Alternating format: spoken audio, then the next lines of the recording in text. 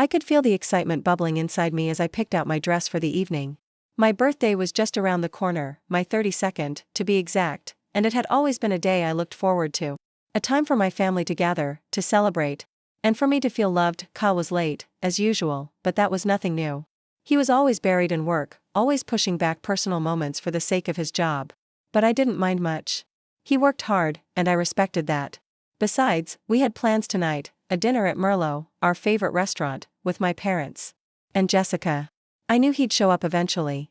He always did that. I slipped into my blue dress, the one he had told me once brought out my eyes. It had been sitting in my closet, unused for a while, but tonight, I wanted to feel special. I wanted to rekindle something, to bring back the warmth that had slowly faded over the years. I stared at my reflection in the mirror, adjusting my hair. It's going to be a good night. It has to be. I thought. I was determined to make it a fresh start. There was a part of me that felt the distance between Kyle and me growing, but tonight, I would focus on us. Tonight, I would reconnect with him, and maybe, just maybe, this dinner would be the catalyst we needed to revive what was slipping away. The door opened, and Kyle stepped inside, carrying that familiar scent of his cologne. He smiled at me. Though there was something off about his expression, something that made the butterflies in my stomach flutter uneasily. "You look beautiful," he said, but his tone was distracted, like his mind was somewhere else. I pushed the thought away. It was just nerves. The dinner was important to both of us. "Thanks," I replied, giving him a quick kiss on the cheek. "Are you ready? Mom and Dad are already at the restaurant." He nodded, adjusting his tie. "Yeah, let's go. I'll just grab my jacket." He seemed in a hurry, but I didn't dwell on it. As we drove to Merlot, the silence between us felt thick, like a cloud hovering above. It wasn't unusual. Kyle had always been a quiet guy, someone who didn't always feel the need to fill the air with conversation. I had learned to be comfortable with the silence, but tonight, it felt different. I tried to shake off the uneasy feeling in my chest. I glanced over at him. He was looking out the window, his expression unreadable. I decided to break the silence. "Kyle, is everything okay?" He blinked, as if my voice had pulled him from some deep thought. Yeah, everything's fine. Just work, you know? Things are a bit hectic." I nodded, though I couldn't shake the nagging feeling in my gut. He didn't seem like himself. There was an edge to his voice that I hadn't noticed before. I didn't want to make a big deal out of it, though. I just wanted to enjoy my birthday. We arrived at Merlot, and I saw my parents waving from the table.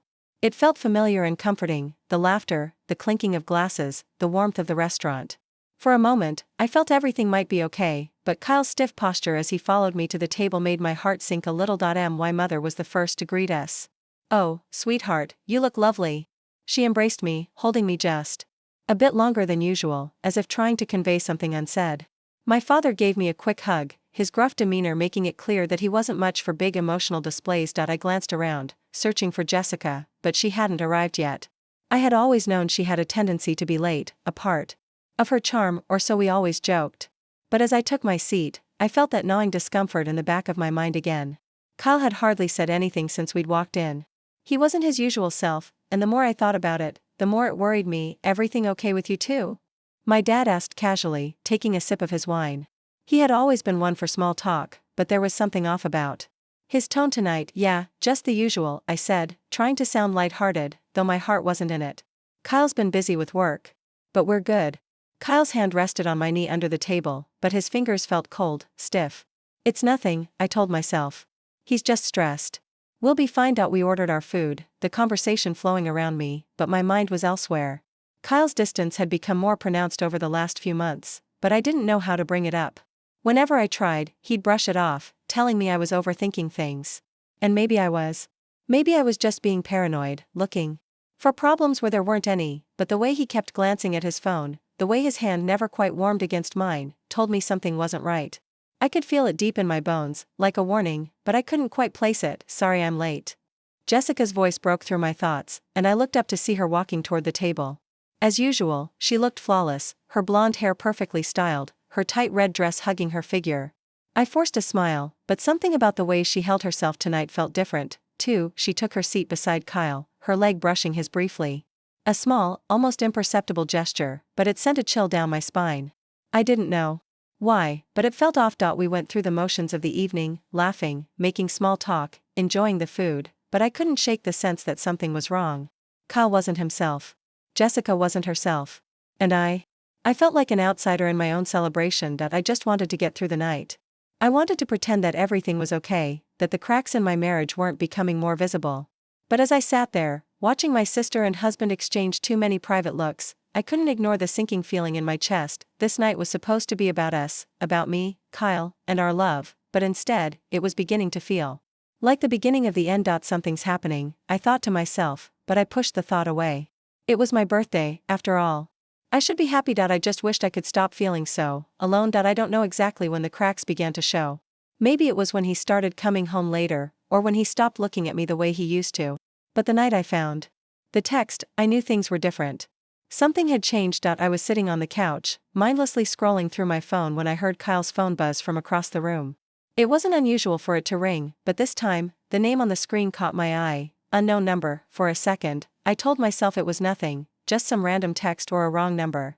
But my hand moved on its own, picking up Kyle's phone as I tried to convince myself I was just being paranoid. I unlocked the screen and stared at the message preview. Hey, handsome. Miss you already. Can't wait to see you tonight. Let me know when you're free. Hugs and kisses. My heart skipped a beat. I couldn't breathe. I stared at the words, my mind racing in 1,000 directions at once. The message wasn't just from anyone. It was personal, intimate. And it wasn't for me. I should have put the phone down. I should have walked away, pretended I didn't see it. But I couldn't. I opened the message. Kyle, I've been thinking about you all day. I can't stop imagining what it would feel like to have you all to myself for the weekend. Let's make it happen soon. XX. It felt like someone had punched me in the gut.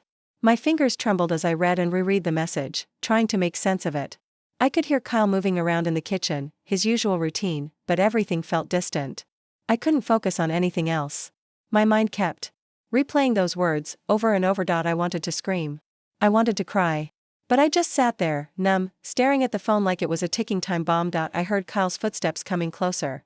My heart raced, and I quickly tossed the phone back onto the couch, pretending like nothing had happened.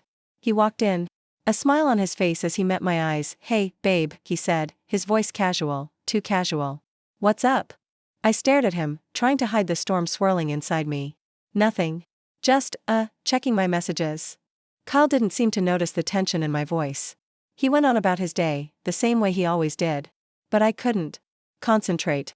The words from the message kept echoing in my mind. I tried to brush it off. Maybe it was nothing. Maybe I was overreacting. But I couldn't stop feeling that nagging, twisting feeling in my stomach. I had never questioned Kyle before. He was always my rock, the man I thought I could trust more than anyone else in the world. But now I wasn't so sure. For the next few days, I found myself hyper-aware of his every movement. His phone, his behavior, his words, it all felt like a puzzle I was trying to put together, but the pieces didn't fit. I noticed how he had started avoiding my questions, how he seemed to have an excuse for everything, and how he would always leave his phone face down when I was around. Was I crazy? Or was there something more to it? Is everything okay? I asked him one night, my voice barely above a whisper.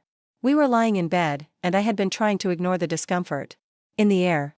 He turned to me, his face calm, like he hadn't noticed anything was wrong. Yeah, everything's fine. Just tired, you know how it is. But it wasn't fine. I knew it wasn't. I could feel the distance growing, could sense him pulling away even more with every passing day. But I didn't want to believe it. I didn't want to face the possibility that the man I loved, the man I trusted, could betray me. I kept telling myself it was just my imagination, that I was being insecure. We'd been together for so long, built a life together. How could he just throw that away? But as the days went on, I found it harder to ignore. I replayed our past over and over in my mind. Our wedding day, the way he held me close, promising me forever. The quiet moments we shared, laughing over nothing, talking about our future. We had dreams, so many dreams together. Now, all of that felt like a distant memory, fading into the background as the reality of what I'd found began to settle in. I couldn't keep pretending anymore. I had to confront him, had to know the truth, even if it destroyed me. But how could I ask him? How could I expose the fact that I was spying on him, that I had invaded his privacy? What kind of wife does that? I should trust him, right? I shouldn't have to question him, but I couldn't stop the anxiety from crawling into my chest, squeezing my heart every time I saw him. You've been acting strange lately, I said one evening, my voice barely audible. Are you okay? Kyle looked at me, his expression unreadable. I'm fine. Just stressed. You know how work has been. His words didn't feel genuine anymore. There was something in the way he said it, too quick, too defensive. I wasn't sure what to do. Part of me wanted to scream at him, to demand the truth. But another part of me was terrified. What if I was wrong? What if I confronted him and he denied everything? Would I be able to live with the doubt? The next day, Kyle left for work, and I found myself staring at his phone again. I told myself it was wrong, that I shouldn't invade his privacy like this. But I couldn't stop myself. I needed to know. I had to know that I unlocked his phone and scrolled through his messages, the tightness in my chest growing with every second. And then, there it was again, another text, this time from the same unknown number. Can't wait for tonight, Kyle. I've been thinking about you all day. Let's make it unforgettable. I felt like I'd been slapped. I closed my eyes, trying to hold back the tears. I wanted to believe I was wrong, that it was just a mistake, a misunderstanding. But deep down, I knew. I knew the truth now. He was cheating on me. And I didn't know how to fix it. I heard the front door creak open, Kyle's voice calling my name. I quickly shoved his phone back onto the table, my heart pounding in my chest. When he walked in, he smiled at me like nothing had changed. But I could see it in his eyes. He knew. He knew that I knew, and I didn't know what to do next. I sat at the table, my hands gripping the edge as I tried to steady my breathing. It was supposed to be a night to remember. My 32nd birthday, just me, Kyle, my parents, and Jessica. A simple family dinner to celebrate the years that had passed, the love we had shared. I wanted tonight to be perfect. I needed it to be. But nothing felt right. I glanced around the table at my parents, trying to ignore the unease curling in my stomach. My mother had always been overly critical, but tonight, she seemed unusually distant. My father, as usual, was preoccupied with his phone, tapping away like the dinner was secondary to whatever business had his attention. I couldn't blame him. We were all falling into our usual patterns, but Kyle was different tonight. He seemed quieter than usual. His smiles felt forced, his eyes not quite meeting mine. I caught him checking his phone several times. That gnawing feeling, the one that had been building for days, since I first discovered the text, was impossible to shake now. When Jessica walked in, the first thing I noticed was how close she was to Kyle. Not just the usual sibling closeness, but too close. She smiled at him, and he smiled back, a little too brightly. It wasn't just casual. It was like they were in their own world, and I was on the outside, looking in. Sorry I'm late, Jessica chirped, as if nothing had changed. She was dressed in that tight red dress that always made heads turn, her blonde hair flowing effortlessly over her shoulders. She looked perfect, like she always did, but something about her was different. She didn't look at me the way she used to. There was something in her eyes, something that sent a chill down my spine. I forced a smile, trying to act like everything was fine. But the longer they stood there, talking and laughing, the more I could feel the tension building inside me. I couldn't take my eyes off them. You're looking good, Sam, Jessica said, sitting next to me. Her voice was sweet, almost saccharine. I should have been happy to hear it, but I couldn't shake the feeling that it was all part of a game. Her game, thanks, I muttered, barely able to look at her. I felt my hands tighten around my fork. My knuckles going white. Kyle sat down next to me, his hand brushing against mine, but he didn't linger there like he usually did. He pulled away too quickly, almost as if he was afraid of being too close. I watched as my parents exchanged pleasantries with Jessica, not noticing the way she leaned into Kyle, her hand resting on his knee. I could feel the weight of the moment pressing down on me, but I tried to ignore it. It's just in your head, Sam. You're overthinking. You're just being paranoid, but my mind wouldn't let it go. I know something's wrong. I feel it. The food arrived, but I didn't taste it. My mind was too preoccupied with the sight of Jessica's hand still on Kyle's knee, the way they whispered to each other when they thought I wasn't listening, and then, without warning, Jessica stood up. Actually, I have something to share, she said, her voice carrying across the table. She smiled at all of us, that same innocent smile that never quite reached her eyes. I looked at Kyle, who seemed to be avoiding my gaze entirely. My stomach churned. Jessica took a deep breath. I know this isn't the best timing, but I think tonight's the right night. She paused dramatically, looking at me with an almost gleeful expression. I'm pregnant, she announced, her hand resting possessively on her stomach. I froze.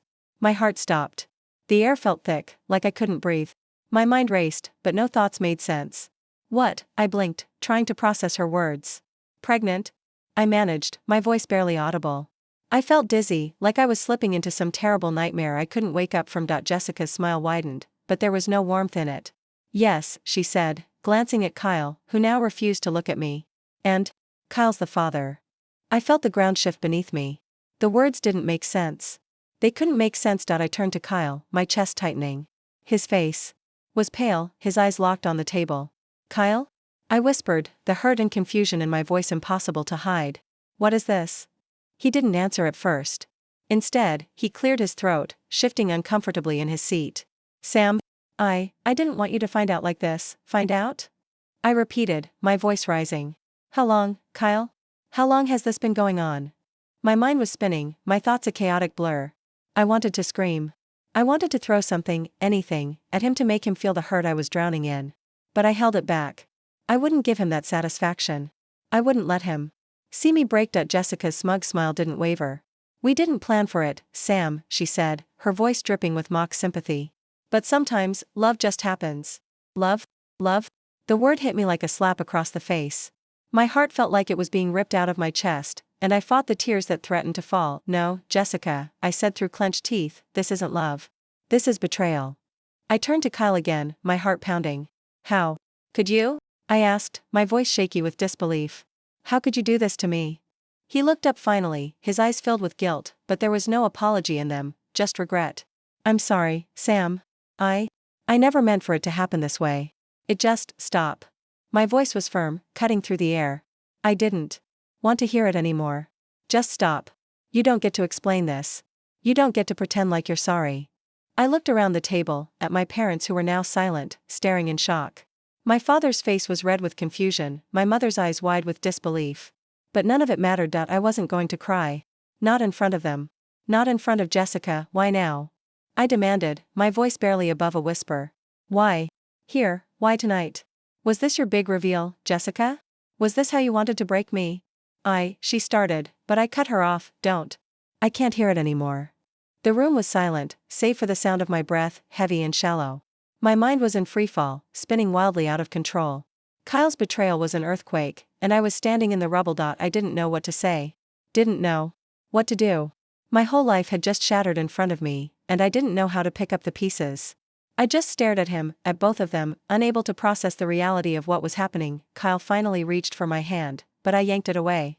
I couldn't touch him. Not anymore. I'm done, I said, my voice low but resolute. I stood up, feeling my knees threaten to give out beneath me. I'm done with this. With both of you. I couldn't stay here, at this table, with these people who had betrayed me in the worst way. I couldn't even look at them anymore. I turned to leave, my heart breaking with every step I took, and as I walked away, I felt the weight of everything, every promise, every dream, crushing me from the inside out, but I wouldn't cry. Not now. Not for them. I'd save that for later. I couldn't sleep. I hadn't slept since that damn dinner. Every time I closed my eyes, I saw Jessica's smile, the smug look in her eyes when she told me she was pregnant, and that Kyle was the father. I could still hear her words echoing in my head, like a constant reminder of how completely everything had fallen apart. I kept thinking about the way Kyle avoided looking at me, the way he never fought to defend himself, the way he just let it all happen. I had to know more. I needed to know exactly how deep this betrayal ran. I couldn't shake the feeling that I was missing something, that there was more to this story than just those few moments at dinner. Everything had felt so perfect before. Our life, our love, it was supposed to be unshakable. How had it all been a lie? I needed answers, truth I could no longer ignore. Sitting up in bed, my fingers trembled as I scrolled through the contacts on my phone, stopping when I landed on a name, private investigator. I had Googled a few names after dinner, and now, without any hesitation, I called, hello? The voice on the other end was calm, businesslike. Hi, I need your help, I said, my voice shaky but firm. I think my husband's been cheating on me. There was a pause, just long enough for me to feel my heart race even faster. Okay, the investigator said. Tell me everything. I spoke without thinking, telling him everything, Kyle's behavior, the texts, Jessica's announcement, the gut-wrenching feeling that had been growing in me for weeks. I wanted him to give me answers, to fix this. He promised he would find out everything, and I clung to that promise like it was the only thing left in my life that I could trust. Days passed. I couldn't think about anything else. Every time I looked at Kyle, I saw a stranger. He came home late from work, as usual, barely even acknowledging me when he entered the house. He had started to leave his phone out in the open, like he didn't care anymore, but every time I picked it up, I had to force myself not to scroll through it, not to look for more signs of betrayal. The investigator called me one afternoon. His voice steady, almost detached. I have the information you asked for. I've been tracking Kyle's movements for the past few weeks. I felt my stomach churn. Tell me everything. He didn't hold back. Your husband has been spending a lot of time with someone. They've been meeting up at hotels, exchanging messages, making plans. It's clear they've been seeing each other for quite some time. I closed my eyes, trying to block out the words, but I couldn't. I had to know. I needed to know. He gave me the details, the places Kyle had gone, the dates, the names on the receipts. I was frozen in place, unable to speak, the weight of everything crashing down on me, and then came the final blow. He's been meeting with your sister, Jessica. This isn't just some fling. They've been seeing each other for months. I couldn't breathe. The words hit me like a physical punch. Jessica? My sister? My family? How had I not seen it? How had I not noticed the signs? The late nights, the secretive behavior, it all clicked together in a sickening rush. I have all the evidence, if you want it, the investigator added. His voice soft now, almost sympathetic. I didn't respond. I didn't need to hear more. I already knew what had happened. I already knew I couldn't unknow it. I ended the call without saying goodbye and let the phone slip from my hand. I couldn't process what I had just learned. My head was spinning, my heart cracking in pieces. Every shred of trust, every promise Kyle had ever made to me, shattered in an instant. I walked into the living room, feeling like a stranger in my own house. Everything felt off. Kyle had left his shoes by the door, the way he always did, but now it felt like I was stepping over the remnants of a life that no longer existed. When Kyle came home that evening, he didn't even look at me. He just tossed his keys onto the counter and went straight to the kitchen, as though nothing had changed. As though the world hadn't just fallen apart. I sat down at the table, my hands trembling in my lap. He turned to me, glancing over his shoulder, but the expression on his face was unreadable.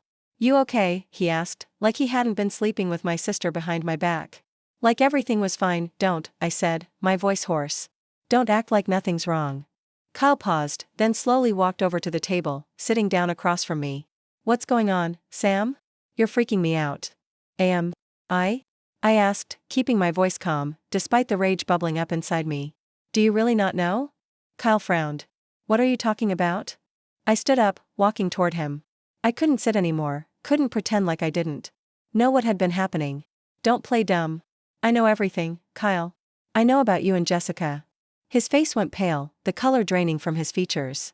He opened his mouth to speak, but no words came out. You've been seeing her for months. You've been lying to me, to my face, every single day, I said, the anger spilling over in waves. And now you're going to tell me it's just a mistake? That it didn't mean anything? Kyle stood up, backing away from me, his hands raised in defense. Sam, please. It's not like that. I didn't mean for it to happen. Stop. I shouted, cutting him off. Don't tell me you didn't mean it. Don't give me that bullshit. I'm not some fool, Kyle. I saw the receipts. I heard the texts. I know what you've been doing.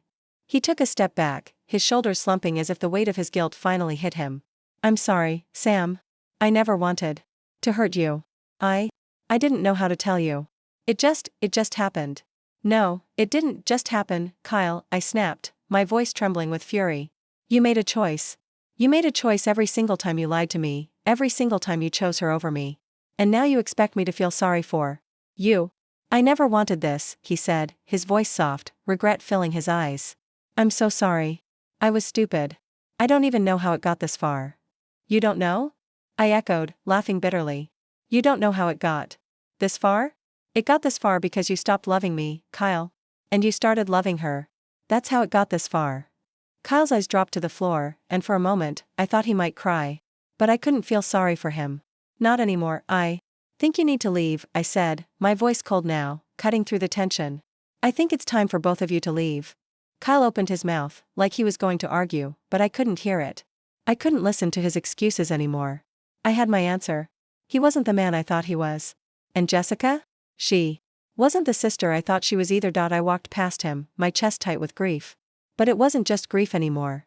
It was something else, something darker, something colder, and I didn't know how to stop it. I couldn't breathe.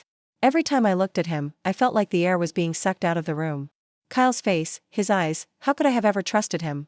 How could I have loved him so deeply, only for him to betray me so completely? The anger was consuming me, but it was mixed with something worse, something that gnawed at my insides, making me feel like I was unraveling. I wanted to scream. I wanted to hit something. But most of all, I wanted justice. I wanted him to feel every ounce of the pain he had caused me. The question kept circling in my mind, should I expose them? Should I ruin everything for them the way they ruined me? I couldn't decide. I thought about telling everyone, my parents, friends, the world. I thought about confronting Jessica, demanding she explain herself, but would it even matter? She didn't care about me, didn't care about the destruction she'd caused. It was all a game to her, a game she had already won. I wasn't going to make them feel good about their actions. I wasn't going to give them that satisfaction. I was going to move on, but how? How could I leave this behind? How could I look at Kyle again, knowing the man I thought I knew had been a lie this whole time? The answer hit me with cold clarity. There was no looking back. No revenge. No public exposure. Just me, standing here, taking control of my life. I wasn't going to let them destroy me. I wasn't going to stay silent, but I wasn't going to stoop to their level either. When Kyle walked in later that night, I knew what I had to do. He looked at me with those same tired eyes that I used to trust without question. His hair was a little messy, his tie loose, like he had just come from work. But now, he seemed smaller. Less confident. More guilty. I didn't say anything. At first. I just stood there, letting the silence hang between us like a thick fog. He shifted uneasily, rubbing the back of his neck. "Sam," he said quietly, his voice strained. "We need to talk." I closed my eyes. I was done talking. There was nothing left to say. "I don't want to hear it, Kyle," I said, my voice calm but firm. "I don't need to hear you explain yourself again. I don't need your excuses." His face twisted in confusion. "I never wanted this to happen. You have to know that." I laughed bitterly, the sound almost foreign to me. "You never wanted this? You didn't want it, but you did it anyway. You chose her. You chose her, Kyle." I could see the guilt on his face now. He opened his mouth, but no words came out. "Did you ever even think about me?" I asked, my voice rising with the pain I could no longer hide. "Did you ever think about how much I loved you, how much I trusted you? You just threw it all away. You threw me away." "I never meant to hurt you, Sam. I swear," he said, his voice pleading now. I was selfish. I made a mistake." "You didn't make a mistake," I said, shaking my head. "A mistake is something you accidentally do. What you did wasn't a mistake, Kyle. It was a choice. And every time you lied to me, every time you spent time with her, that was a choice. You made that choice. You chose her over me." "I don't know how it got this far," he said, looking down at the floor, his voice barely above a whisper. "I don't. But I regret it. I'm sorry. I really am." "Sorry?" I repeated, the word tasting like poison. "Sorry doesn't change anything. Sorry doesn't fix the broken pieces of me you left behind. Sorry doesn't make up for the years you stole from me. It doesn't bring back the trust you shattered. Sorry is just a word." I could see the tears in his eyes now. He was starting to break, but it was too little, too late. It wasn't enough. "Sam, please. Please, don't leave me. I love you. I never wanted this to happen." I laughed again, a hollow sound. "No, you don't love me. You love yourself. You love whatever makes you feel good. You're just sorry because you got caught." His eyes welled with tears as he took a step toward me. "I'm not just sorry, Sam. I'm sorry for everything. I know I fucked up. I know I ruined everything." "Yeah, you did," I said, finally. Looking up at him. "You ruined everything. You ruined us. And no amount of tears or apologies can fix that." The words felt like daggers leaving my mouth, but they were the truth. They were the truth I needed to say. Kyle didn't move. He just stood there, his head hanging low, like he had no defense, no way to fix what he'd done. "I don't want you to fix it," I said, surprising even myself with how steady my voice sounded. "I don't need your apology, Kyle. I need you to go. I need you to leave. I need to start rebuilding my life without you in it." He opened his mouth to say something, but I cut him off. "No, Kyle. I'm done. We're done." He stayed silent, the guilt written all over his face. It was like he was waiting for me to give him a lifeline, but I wasn't going to. I wasn't going to be his safety net anymore. "I think you should go," I said again, more softly this time. "Now." Kyle hesitated, like he was hoping for some miracle, but there was none. There was nothing he could do to make this right. Slowly, he nodded, his eyes full of regret. "I'm sorry, Sam," he whispered. I didn't respond.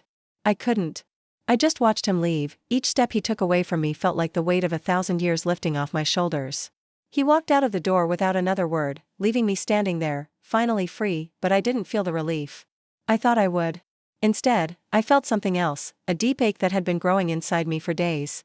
It wasn't just the betrayal that hurt. It was everything, the years I had spent with someone who wasn't who I thought he was, the love that I had given so freely, only to have it trampled on. I had to mourn that version of myself, the one who had loved him so unconditionally, so deeply, but I wouldn't let it destroy me. I couldn't. I had already survived this storm. Now, I had to rebuild, and as much as it hurt, as much as I wanted to lash out, to make them both feel the weight of their actions, I knew I had to move forward. Not for them, but for me. I was going to heal. And I wasn't going to wait for Kyle, or anyone else, to fix me. I was going to fix myself. It's funny how quiet it is. I've always associated silence with calm, peace, but now, it feels different. It feels like something is missing. I guess it's because I've been so used to the noise, the constant presence of Kyle, his laughter, his excuses. I used to fill the silence with the hope that maybe things would get better, maybe he would come around. But now, as I sit here in this empty apartment, the only sound is the soft hum of the fridge, the occasional car passing outside. It's quiet, but this time, it's my quiet. It's mine. Moving into this new place was supposed to be the first step in reclaiming my life, but it hasn't been easy. The first night here, I didn't sleep at all. I kept seeing flashes of the life I used to have, the apartment I shared with Kyle, our plans, our future. But none of it's real anymore. It's just me now. Me, and the emptiness. I've never felt so alone. I pull the covers over my head, trying to escape the heaviness that has settled in my chest. But even under the blankets, I can't escape my thoughts. Every memory of Kyle, of us, feels like it's suffocating me. How did I let it all go on for so long? How did I ignore the signs? Was I so desperate to keep us together that I blinded myself to the truth? The truth. It's all I can think about now. The truth of what he did. The truth of who he really is. I need to face it. I need to face him. I'm sitting up, staring at the empty walls when my phone buzzes. It's a message from Megan. How are you? Holding up? I type back, my fingers stiff on the screen. I'm getting there. I hit send before I can think too much about it. The thing is, I don't know if I'm getting there. I'm just moving. Moving from one day to the next, trying to find some sense of normalcy in a world that's completely fallen apart. But I don't want to keep pretending that I'm fine. I'm not fine. I'm broken, but I'm trying to heal. I start unpacking the last of my boxes, arranging the small things that make this place mine. I place a few pictures on the mantle, of my parents, my friends, memories of happier times, before the lies. As I do, I feel a strange sense of control coming back to me. These are my things. This is my life. I'm not giving up on it. The phone buzzes again, this time a call. I glance at the screen, and my stomach drops when I see his name. Kyle. I let it ring, not bothering to answer. I don't want to hear him. I don't want to hear any more apologies, any more excuses. He had his chance, and he threw it all away. The phone stops ringing, but a minute later, I get a message. I'm sorry, Sam. I'm sorry for everything. Please, I need to talk to you. I almost laugh. Talk? After everything? What could he possibly say? What good would it do? The truth is, there's nothing he can say to undo the hurt. There's nothing he can do to fix what's been broken, but still, I stare at the message for a long time, my thumb hovering over the screen. I'm tempted to reply, to ask him why, to demand answers. But I know that's not what I need. I need to move on. I need to let go. The rest of the day passes in a blur. I go to the grocery store, make a quick dinner, and try to relax. But it's hard to relax in this new place. It's too empty. Too silent. I feel like I'm waiting for something, but I don't know what. I don't want to admit it, but I miss him. I miss the way we used to talk, the way we used to laugh. I miss the idea of him, the man I thought he was. But that man is gone. He doesn't exist anymore. It's just me now. And I have to accept that. I lie on the couch, staring at the ceiling. I think about all the things I've learned over the past few weeks. The therapy sessions. The long conversations with Megan. The long nights spent crying. I'm learning to let go, but it's hard. I think about Kyle's face when I told him I was done. How broken he looked, how regretful.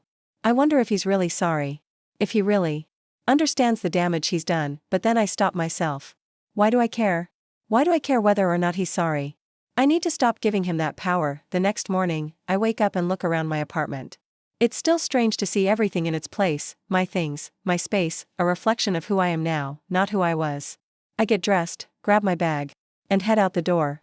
Today, I have an appointment with my therapist. When I sit down in her office, I feel a little bit of weight lift off my shoulders.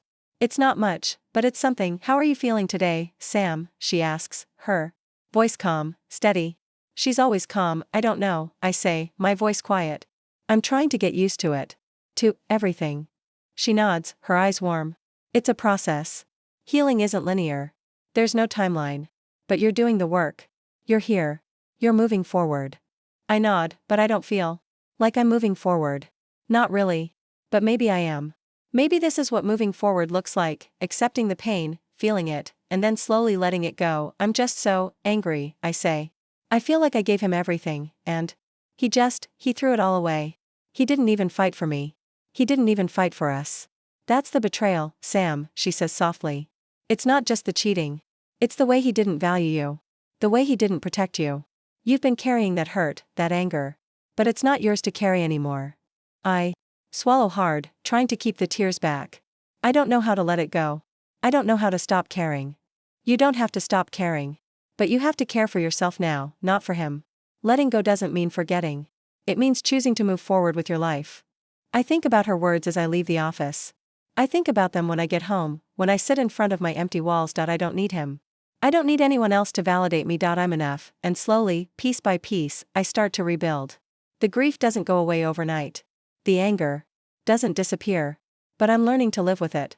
To make room for the pain without letting it define me. It's hard, but I'm doing it. I'm learning to be whole again, and this time, I'm doing it for me. It's funny how much power a simple decision can hold over your life. I've spent months fighting for control over my own story, reclaiming pieces of myself that I thought I'd lost. At first, it felt like I was drowning. In anger and sadness, drowning in the aftermath of a betrayal that shook me to my core. But slowly, it all started to make sense.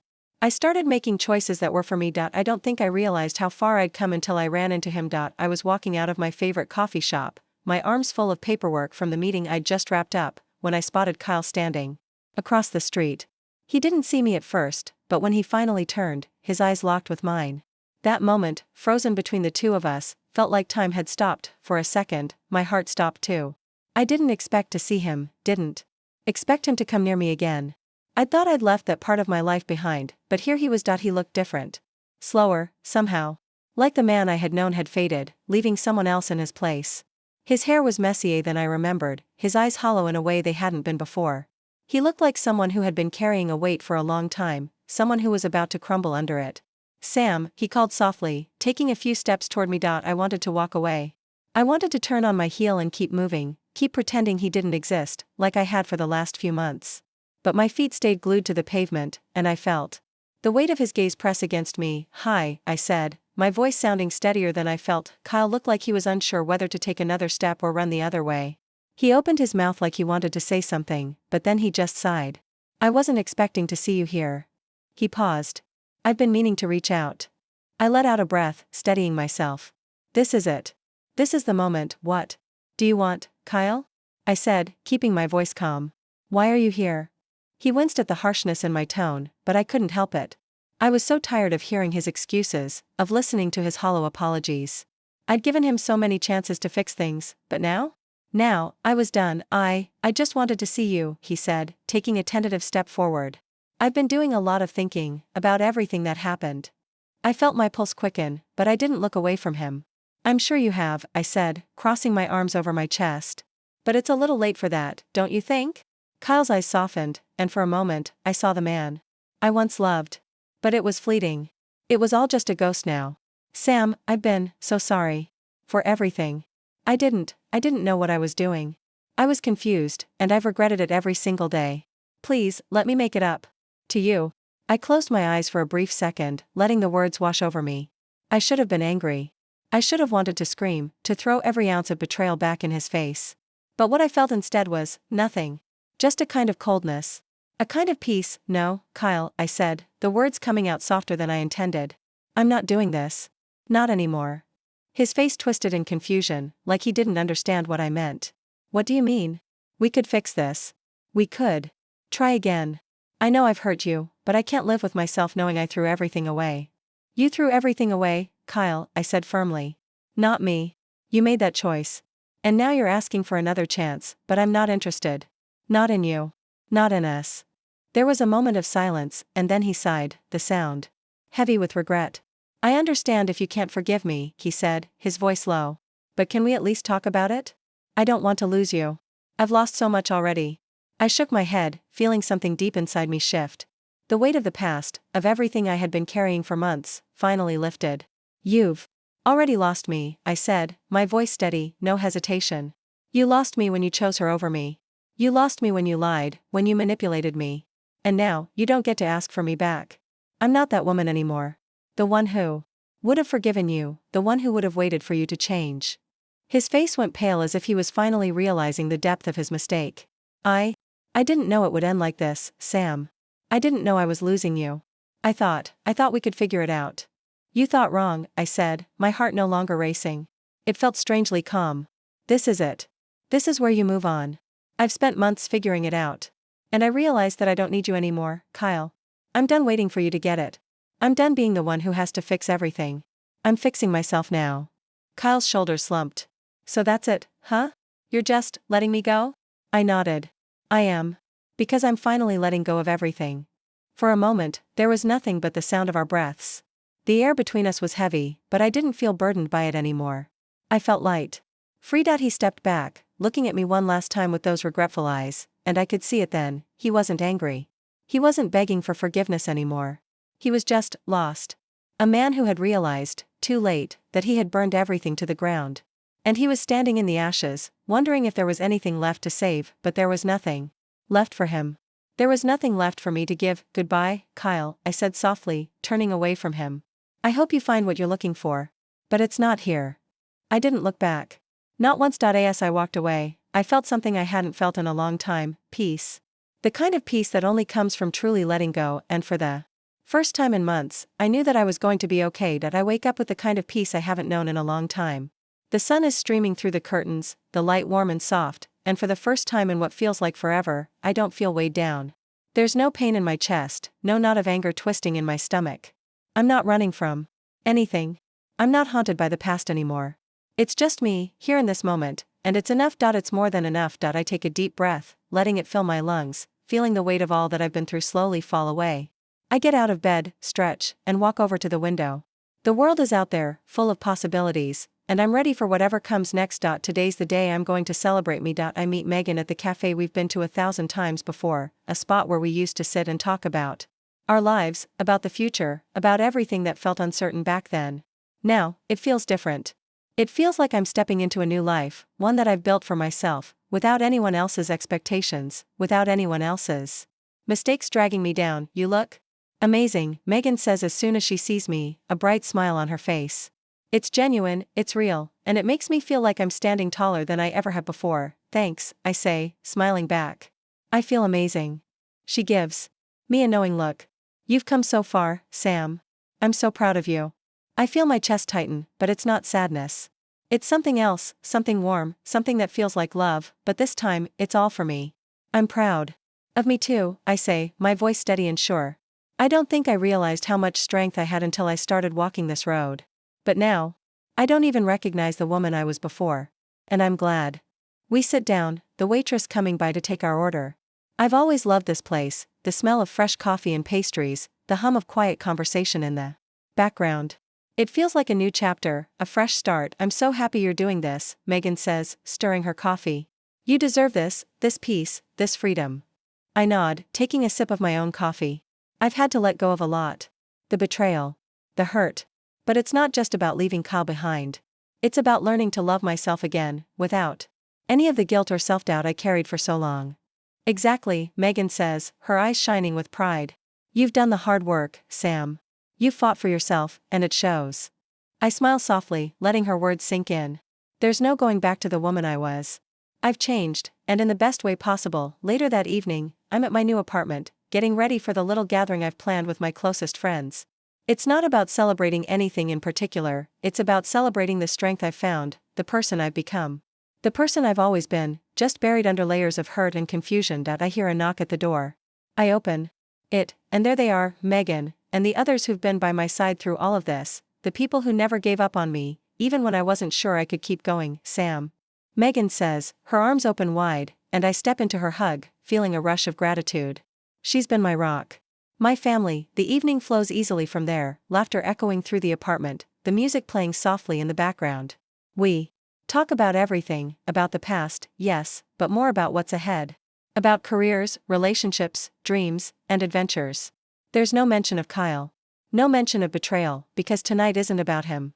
Tonight is about me. I think I've been holding my breath for too long, I tell them as we sit around the table, drinks in hand. But now, I'm breathing again. I'm living again. And you're doing it without him, Megan says. Her voice gentle but filled with admiration. Without anyone who would hold me back, I add, feeling the truth of the words in my bones. I don't need anyone to validate me anymore. I'm enough, just as I am. We toast to that, our glasses clinking together in a silent celebration of growth, of freedom, of reclaiming everything that had been taken from me. As the night winds Down, I find myself alone on the balcony of my apartment, looking out over the city. The lights twinkle in the distance, and for the first time in so long, I feel like I belong in this world. I belong in my own life. I think back to all the moments that led me here, the pain, the heartbreak, the anger. It all feels distant now. Like a part of me that no longer defines who I am. The woman who was betrayed? She's still there, deep inside, but she's not the one who's living this life. The woman standing here, alone but whole, is someone new. Someone stronger. I'm proud of you, Sam, I say quietly to myself, my reflection in the window looking back at me with a new kind of confidence. A quiet strength. I'm proud of me too. It wasn't easy, but nothing worth having ever is, and as I look toward the future, I know it's full of endless possibilities. I'm free from the past, free from the toxic relationships that once defined me. I don't need anyone else to make me feel whole. I'm already whole, the future is mine. To create. And I'm ready.